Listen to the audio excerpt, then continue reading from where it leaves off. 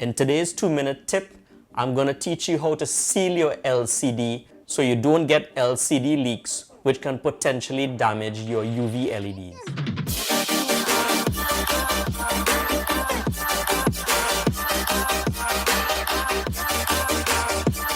What is up, guys?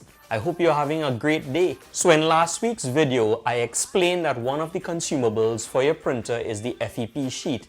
And one of the reasons is because the FEP sheet can get damaged really easily, and then you're going to have the problem of a resin leak. Now, if you have a resin leak, that resin leaks around the LCD screen, and that can get down into the mirror section where your UV LED is.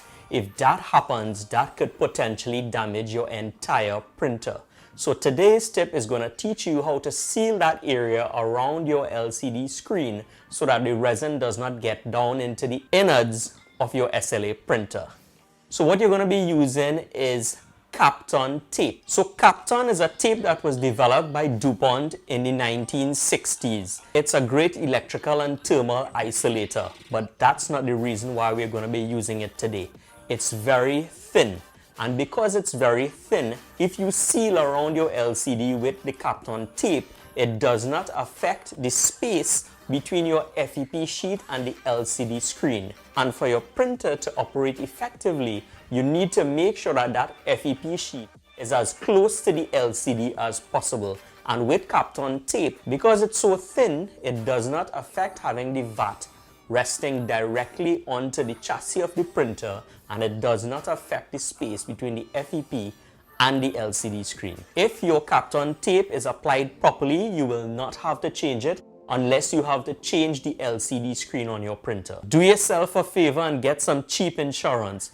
Get some Kapton tape and seal around the top of your LCD so that if any resin gets on the top of your printer, it does not get inside.